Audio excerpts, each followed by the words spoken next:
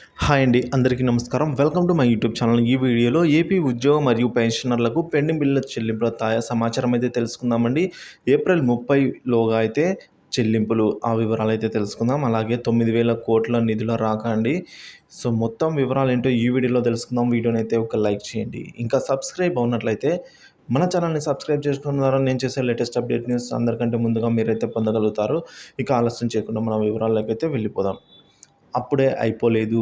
సర్కారు దిగిపోయే వేళ అందిన కాడికి రుణాలైతే ఇవ్వాలనుకుంటున్నారు. ఏప్రిల్‌లోనే 13,000 కోట్ల సేకరణ అండి.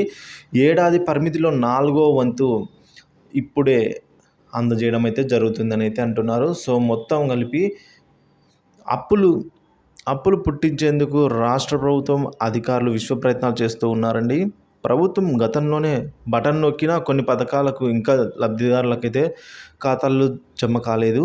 ప్రభుత్వ ఉద్యోగులకు భారీగా బకాయిలైతే ఉన్నాయి. పోలింగ్ సమీపించే వేళ ఆ సొమ్ములు ఏదోలా చెల్లించి ఆ ప్రభావం లబ్ధిదారులపై ఉండేలా ఈ ఈ ప్రస్తుతం ఉన్న వైకాపా ప్రభుత్వం పెద్దలైతే వేస్తున్న ఎత్తుగడలకు అనుగుణంగా అధికారులు అప్పుల సేకరణలో అయితే నిమగ్నమైపోయారండి. మే 13న రాష్ట్రంలో పోలింగ్ జరగనుండగా ఆ లోపే 16,000 కోట్ల రూపాయల రుణాలు తెచ్చేందుకు అయితే ప్రయత్నం చేస్తూ ఉన్నారు. ఈ నెలలో తొలి మంగళవారం ప్రభుత్వం 4,000 కోట్లు బహిరంగ మార్కెట్లో రుణం సేకరించింది. రెండవ మంగళవారం 3,000 కోట్లు తీసుకోవాలని అయితే అనుమతులు లభించాయి. అదేవిధంగా ఆర్థిక శాఖ అధికారులు కొందరైతే ఢిల్లీ వెళ్ళి వచ్చి మంగళవారం నాటికైనా రుణాలు అనుమతులు సాధించేలా ప్రయత్నం చేస్తూ ఉన్నారు. ఒకవైపు ఏప్రిల్ 16 అలాగే ఏప్రిల్ 30 తేదీలలో రిజర్వ్ బ్యాంకు నిర్వహించే వేలంపాట్లో పాల్గొని ఇంకా 9,000 కోట్లు అప్పు పుట్టించడానికి అయితే ప్రభుత్వం నిశ్చయం అవుతోంది.